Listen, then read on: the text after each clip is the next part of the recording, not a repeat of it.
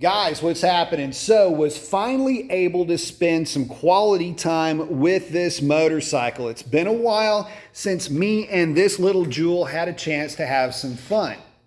And in this case, I got to have a lot of fun. I had about 4 hours of solid ride time, with about 2 hours of that time being strictly on some B and C roads, lots of twisties, lots of really cool scenery. Had a ball with a couple of friends of mine. Bikes that I was riding with, Suzuki GSX S1000 and a BMW R1200S. That's a pretty unique motorcycle. If you've never heard of that thing, well, it's because they're rare. Check it out if you get a chance. But at any rate, wanted to give you guys a bit of an update on the ride and let you know what my thoughts are on this motorcycle now that I've had a chance to properly ring this thing out. Now, to bring you guys back up to speed, we're still rocking the stock tires, Brock's full street meg exhaust, and Ivan's tune, airbox mods, air filter, you know the rest. I mean, it's stock suspension. There's not a lot done to the bike, but it's basically everything in terms of power that you can do without cracking a seal. So it worked out that I was about halfway between the other two bikes in terms of power production.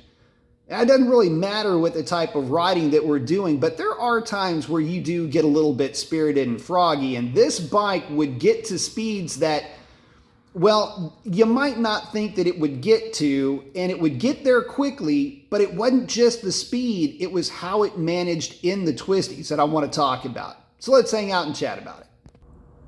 So guys, this really is a case of, I think I fell in love with this thing all over again. The type of riding that we were doing is ideal for a motorcycle like this. It really is in that sweet spot now with all of the modifications that are done to it in terms of power. It doesn't give up anything in terms of top end speed, if you will, at least for the venue that we're in, which is public streets. And with the type of streets that they are. These are B and C roads. This is an agricultural area, and so dust, rocks, things like that, stuff falling out of trees. These are real things that you have to contend with when you're banging on a motorcycle back in the sticks. And the reality is that a bike like this is fantastic. You don't overwhelm the bike or yourself by rolling into the throttle hard through twisties, through sweepers, things like that. I am still rocking the stock rubber, but in terms of driveline upgrades, it has been upgraded with a 16-tooth front sprocket. That made life really nice, and it gave the bike the legs that it needed to keep up with the other bikes that I was riding with. And to that point, when it comes to power and how this bike actually puts it down, I have to say that I don't know that I would be any happier with this bike if it did make any more power than it does. But again, it is a modified bike, and I feel like this is truly how this motorcycle should have come from the factory, if not in actual layout itself, at least at this power level. Because again, when I say that at no time I felt like I was lacking in power, it's not through the twisties or long sweepers where you're going to use that power. It's when you're exiting.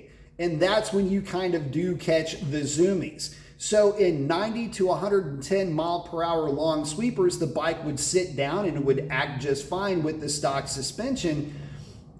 But it was the power that made the bike so much fun and kept it in the hunt.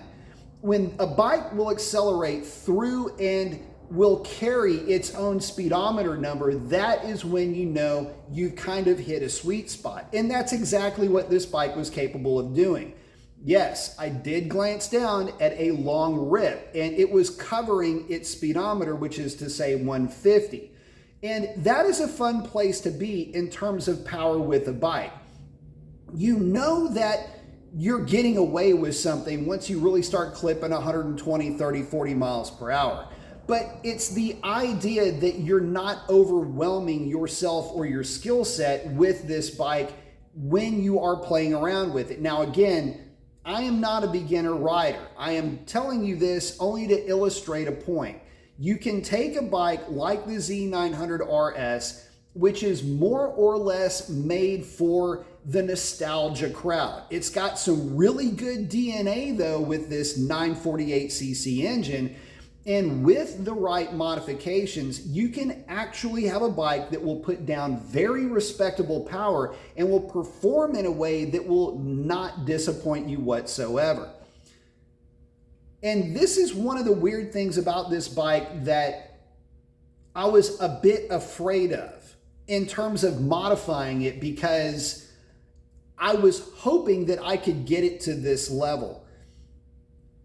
The bike from the factory is just a little bit underpowered. It is so neutered though that it begs the question as to why even have an engine like this and neuter it so much in a bike that looks like that is so capable and so comfortable to ride at speed. If I had any complaint, it would have been with the stock suspension. Now, I can tell you that the bike is powerful, that it covers the speedometer, and that's a great thing.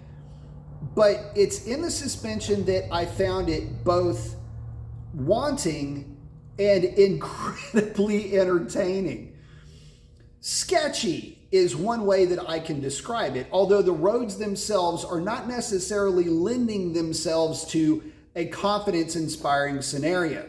These are, again, B and C agricultural areas, and so you've got roads that are, well, although they're nice and twisty, there's two things. One, lots of trees, and so seeing through a corner can be a bit of a leap of faith. But the issue here is the surface itself. Some of the surface was incredibly good, and when it was incredibly good, this motorcycle would sit down, plant, and actually squat and roll straight through corners, decreasing radius and long sweepers beautifully.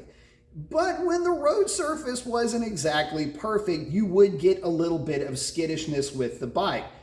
And this is at some fairly significant speeds and through some decreasing radius turns.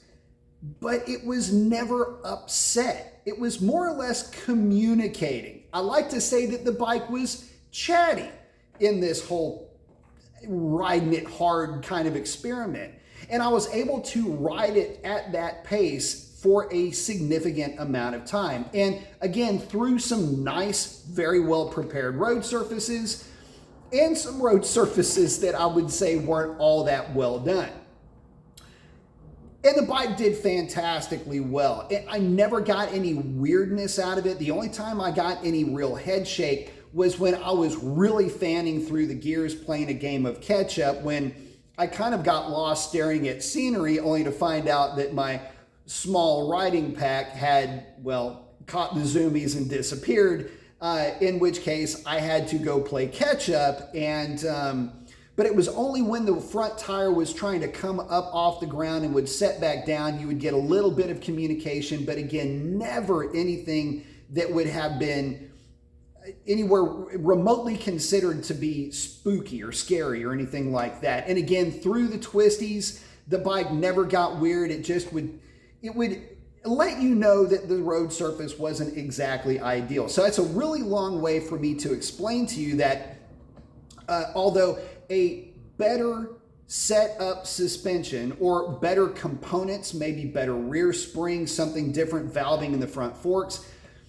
yes, maybe it wouldn't have been as communicable. But the thing is that it didn't bother me, because that was about the limit that I would trust these tires on this motorcycle with this suspension on those surfaces.